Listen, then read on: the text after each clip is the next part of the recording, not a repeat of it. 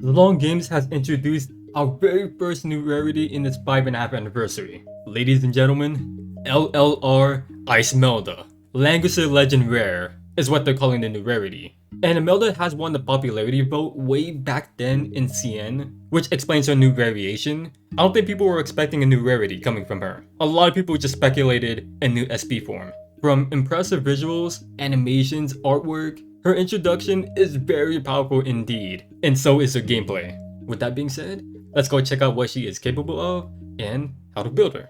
So with the talent, her damage increases and isn't affected by melee damage reduction. After taking action, she can choose 2 allies to deal a small AoE damage and apply Chain Whip. That gives offensive abilities increase for 2 turns. That cannot be dispelled and triggers a cooldown after a certain number of turns depending on the star level. After dealing damage, she applies Bone Chilling Cold, so the enemy ignore immunity and cannot be dispelled. If affected by this effect again during its duration, they are frozen. When they have that cold debuff, when engaging Icemelda, all stats excluding HP are reduced by 20% for 2 turns. When an enemy with Bone Chilling Cold dies, all his skill cooldown are reduced by 2.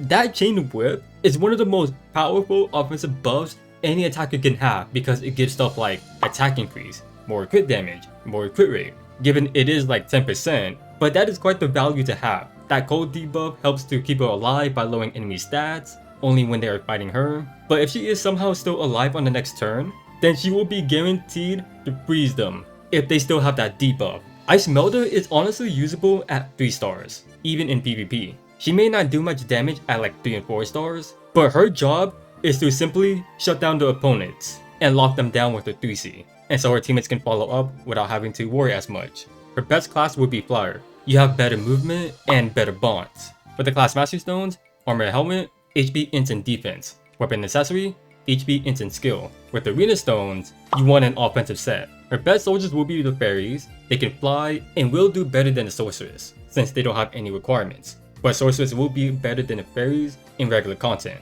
because if they're at max HP, then they can do more damage. But if you're in a situation where you're always getting hit, then the fairies is better because they don't have that requirement. Bolt Rangers to help her live, Giant Lizard Rider is her harder hitting soldier, then you got the War Falcon, which has a good mix of attacking and survivability. Her best weapon will be the Miracle Staff for AoE focus. Using Red Moon for the huge int boost is great as well. The Night Bloom in PvP is very situational for support, and also Eternal Life is not bad, especially in PvE. The best armor will be the Last Rides, second best is Azure Legend, third set includes stuff like Tenyos, Lizard Skin, but anything else is fine if you don't have any of these, like Nebulous Robe for the huge HP. The best helmet will be the recently new one from the Eternal Forge, or in simple terms, the Battle Pass. That increases skill and AoE damage if there are no enemies within 2 blocks. Icemelda is mainly an AoE attacker, so it's really perfect for her. It's a match made in heaven. She has so many options to choose from too. Like for survivability, you got Feather Crown and Aegis being the best slot for her. If you have those 2, then Flower, Snow Beanie, even Dark Crown is okay. Something offensive for pressure would be something like the Soul Stealer to silence the enemy if she's near them, which will most likely happen 90% of the time when she does her 3C.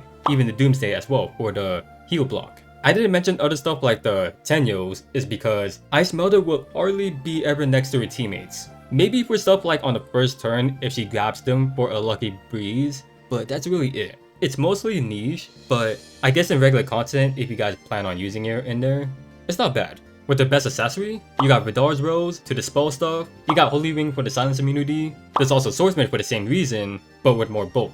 As for her best enchants, there's Magic for damage and Breeze for mobility. Full Moon is fine for the flexibility in its stats. Her best enchant stats will be HP Instant Defense. Like I'll always say, mainly focus on a bunch of HP and int. Getting all 3 of the perfect roll is very expensive as you have to be insanely lucky, so it's typically not worth it. Alright, so hopefully you guys have an idea on how to build your Icemelda, so let's go ahead and take a look at her first awakening stage. Alright, so for this one you can be up against Kruger, Wetham, and then Awakener. So these are the skills that I'm gonna go with. Her 1C is what I really recommend because you can attack directly to the enemy to apply her talent debuff, right? And then you can do another attack which will guarantee to freeze them. So yeah, it's really great to stall out. You also want her unique single target one, and then you can do Ice Dragon Breath to slow down the enemy. Or you can do Heaven Sanction, but if you really need to cripple the enemy, then go with Ice Dragon Breath. Alright, so the soldiers that you want to use is the Giant Lizard Rider. They're the best soldiers that you can use for attacking stuff. War Falcon for a mix of attacking and survivability. And then you got Sorceress, which will hit the hardest compared to the fairies. I would say use Sorceress if you know you can like one-shot them. If not, then I would go with fairies. Alright, so throughout the entire thing, it kind of feels like cheating because you can literally just stall out the enemy. So I'm gonna go ahead and grapple Kruger, right? Does some pretty good damage while applying the debuff, and then I'm gonna apply the talent buff onto Icemelda, gives her buffs to let her hit harder. And then if I really want to play it safe, I'm gonna go ahead and AoE, and so this will guarantee the freeze, nearly almost killing him. If I had Heaven Sanction, I would have definitely killed him right there. And the next turn, I just kill him. Pretty cheesy, right? And that is just generally the entire strat. Wareham, I'm gonna do the same thing. Grapple him, apply the talent buff, and then I know for sure that I'm gonna kill him in one shot, so I'm just gonna single target, and then dead. Approach Awakener with your grapple, and then to be safe, just go ahead and AoE. May not kill, but if I had Heaven Sanction, I feel like it would. And then next turn, you simply finish her off. Very simple, just as that. Awakener does a thing that lets her revive, but it just counts her as being dead the first time, so we just clear it. But yeah, this entire thing is just cheating. Now let's say that you can't for some reason kill on the next turn, just stall it out until you can get those skill again and do the same thing as you did before. Maybe you want to go double AoE, even though you will be waiting a little bit, but if you do kill by the time on the second AoE that you do, then it shouldn't be that bad. So yeah, you really have it easy with this one. And now onto a 3C. This thing has a 4-turn cooldown. The passive on it, immune to damaging herself when using Chain Whip. After using it, she gets an attack and int boost for 2 turns. Attacks enemies 3 blocks wide and 6 blocks long. That teleports her and allies with Chain Whip within 3 blocks of her to the furthest point of the skill's range, while also applying the Icicle Terrain randomly on blocks along the way for 1 turn, where after an enemy passes through it, after taking action, they take fixed damage that ignores immunity, while also gaining Cold. Non-flying allies consume 1 additional mobility when moving through it. Afterwards, the skill changes to Abyssal Ice Prison, which is the same thing. You got the same passive, the range is a bit different, does a bit more damage, while also gaining a command where enemies within 3 blocks cannot act again. That lasts for 2 turns. Then afterwards, it changes back. So it is very RNG where the Ice Cold Terrain lands at, but if you get really lucky, you can actually freeze on the first turn. And even though the passive may seem like a bit useless, it's like why put Chain Whip on Imelda if she's gonna buff herself anyways. The point of using it on her, despite having that, is to give her more offensive buffs, like the crit damage. If you guys have also watched like gameplay of her, the best that you see her ever do is see her use her 3C one time before dying. That's literally all that she wants to do because she wants to lock down the enemies to create an opening for her teammates too. Icemelda is just someone that you do not want to deal with, otherwise she will completely stop you from playing the game. Alright, so if you guys are curious, this is what her 3C animation looks like.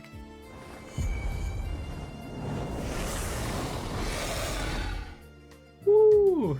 Look at that, an animated 3C. You got her like sitting on a throne. That thing is like on the dragon and she's flying with it. Pretty cool, pretty cool. Alright, so for the second awakening stages, normally with how they go, I normally don't do them unless they are like really difficult to do. But that's only if you let the enemy Icemelda do her thing. The strat for this is have your Icemelda always keep on targeting the enemy's Icemelda to freeze her. The other 3 characters can take care of the other enemies, just have your Icemelda focus on the other one. And hopefully you can freeze the enemies so they can have your ally take care of the enemy's Icemelda. And once you do that, you're stress free. So yeah, let's go right on into her showcase. Alright, so here we are. Let's have a rundown on her talent. She does more damage and isn't affected by melee penalty. After taking action, she can choose 2 allies to apply Chain Whip. That offers offensive ability increase for 2 turns that can be dispelled, which has a cooldown. After dealing damage, she applies Cold to the enemies that ignores immunity and cannot be dispelled. Cold makes it so that if you are affected by this again, you are frozen. And when fighting Icemelda, all stats are lowered by 20% for 2 turns. When an enemy with Cold dies, all skill cooldown are reduced by 2. So right after we end Icemelda's turn, we can choose the skill called Chain Whip, which will give you a description of everything that does. So it reaches 5 blocks and gives stuff like more crit damage, more attack increase, that cannot be dispelled, lasts for 2 turns. So let's go ahead and give it to Awakener and Eshin. So she'll do a little bit of damage to them, and since they're her teammates, they won't get the cold debuff, and there's Chain Whip on them.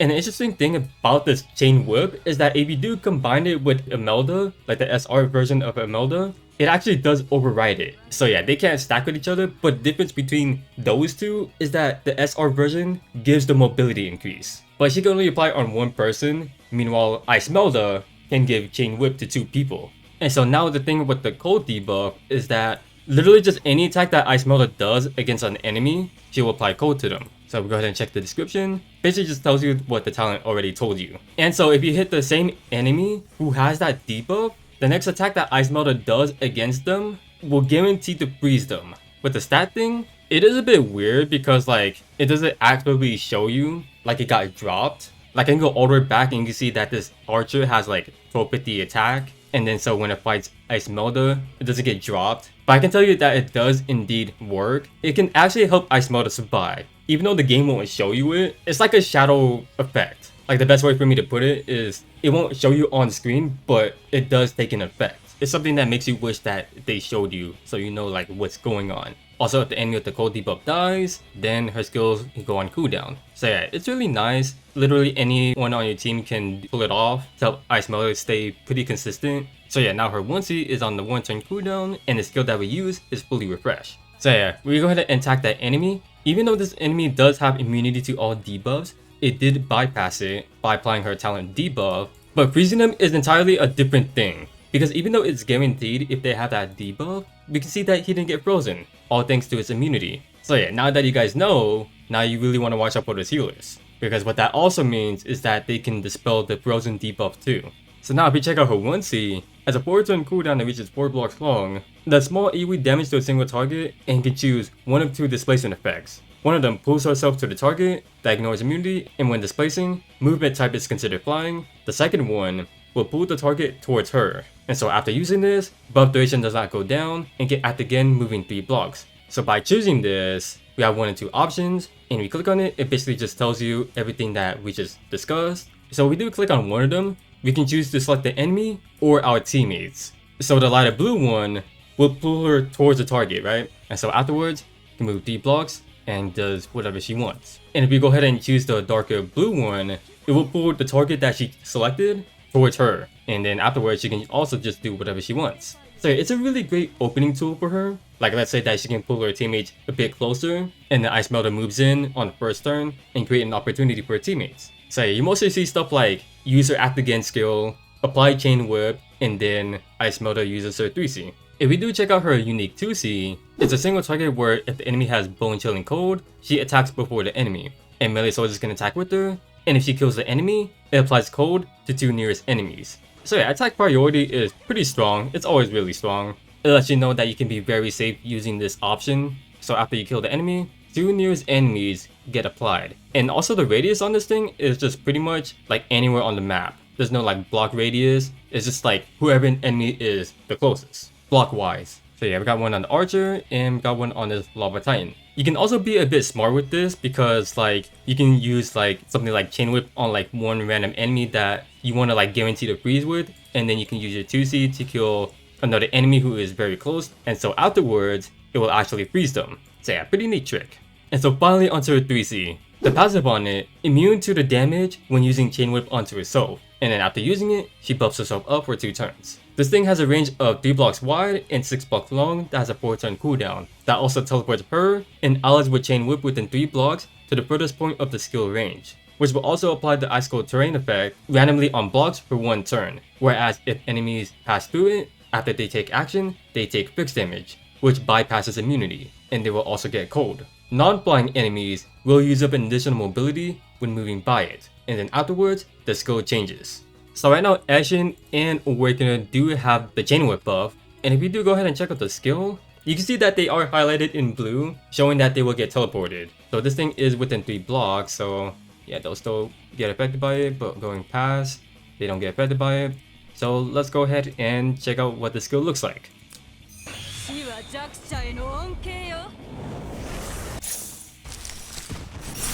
Ooh, okay, that was pretty cool. So yeah, these icicle terrains are very random. Sometimes you can get a lot and sometimes you can just barely get any like I did. And if you are insanely lucky, you can actually get these terrains to hit directly onto the opponent and they will take the force fixed damage and then they are frozen on that one hit. It is very lucky, but it is possible. And now we're gonna check out the second part of the 3C. The same passive, this thing does a bit more damage, but the ice cold terrain will get applied on the edge of the skill span for 1 turn, which has the same terrain effect. But after using this, she will get a command where enemies cannot act again within 3 blocks for 2 turns. Then it changes back to the same skill. So yeah, if we just angle it right, we can actually get a good guaranteed freeze, which will just happen anyways because they had that debuff, but we do it directly on them so that they take the force fixed damage. So yeah, they get frozen and they cannot act again, which if you do check out Icemelda, she does receive the command effect and then her skill changes back. Let's say if there happens to be like an enemy where they didn't get hit from Icemelda at all. With the second part of 3C, since you know where the tile will be taking place, you can also forcibly apply these terrains onto them. So we're going to do it on the edge of the skill range, and the Anarchy is forcibly frozen. Because with these tiles, not only do they slow down grounded enemies, but when they take the fixed damage, they receive the cold debuff, which is why the Anarchy got frozen on that same turn. But most of the time if you see gameplay of Icemelda, you will always see her use a 3C to get closer to the enemy, and then that's really it. Because 90% of the time, she will always die after doing so. Otherwise, stuff like the Anarchy will be frozen solid, unable to play the game.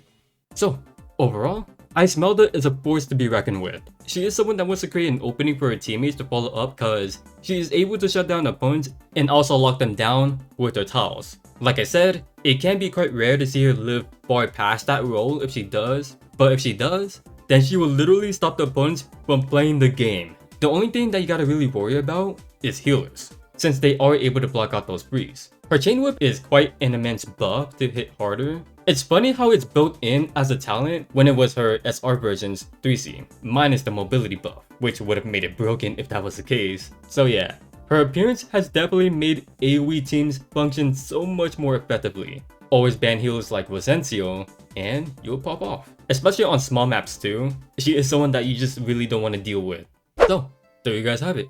That was Icemelda's showcase. PvP, she makes AoE team great, creating a strong opportunity for her teammates to rush in without worrying too much. Regular content, she's really only great for some situational stuff like Forbidden Battleground to slow down enemies. Otherwise, she can be an alright attacker, but there are way better characters that do much more better. Icemelda can bump her up with her talent and 3C passive, or you can pair her with Awakener. So you can do those two on the team, then you want a tank like Lightbringer, a strong healer like Rosencio, and then another time attacker, and you're set. But that's all I got for you guys. If you guys did enjoy this video, feel free to leave a like, subscribe if you want to see more, and feel free to let me know down in the comments how you guys feel about Icemelda or anything else that you guys would like to share about her.